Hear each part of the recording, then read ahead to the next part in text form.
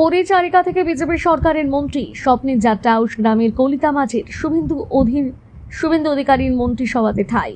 আজ 1 জুন লোকভবনে রাজ্যপাল এবং মুখ্যমন্ত্রীর সামনে প্রতিমন্ত্রী পদের শপথ নিয়েছেন কলিতা মাঝি। এখন কলিতা মাঝি শুধু আর বিধায়িকা নন, তিনি রাজ্যের মন্ত্রীও বটে। একসময় অন্যের বাড়িতে পরিচারিকার কাজ করে সংসার চালাতেন কলিতা মাঝি।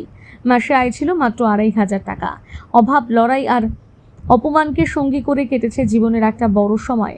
অথচ সেই কলিতা মাঝি আজ বিধানসভার সদস্য, পাশাপাশি শুভেন্দু অধিকারীর মন্ত্রিসভাতে জায়গা করে নিয়েছেন আউশ গ্রামের বিজেপি বিধায়ক কলিতা মাঝি। কেমন লাগছে দেখুন, একটা মন্ত্রিসভা খুশির বিষয়, খুশি লাগছে, ভালো লাগছে। এখানে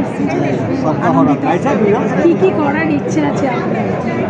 দেখুন, আমি যখন বিধায়ক হয়েছিলাম শুধু আউশ গ্রামটা নিয়ে ভাবনা চিন্তা ছিল যে আমার বিধানসভায় যেখানে আমি জয়ী হয়েছি, মানুষ যেখানে আশীর্বাদ করছে সেই মানুষের জন্য কিছু করবো, এবং জঙ্গলমহল এরিয়া সেটা যেন শহরে পরিণত হয়।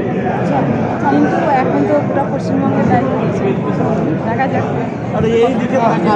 দিদি, একটাই কথা, সেটা হচ্ছে আপনি কি করতে চান, মানে প্রথম 3টে কাজ কি করতে চান আপনি দায়িত্ব পাওয়ার পরে?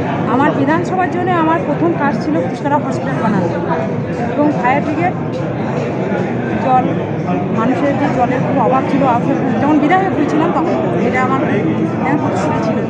কিন্তু এখন গোটা পশ্চিমবঙ্গের দায়িত্বে, তাহলে এখন চিন্তা ভাবনা অনেকটাই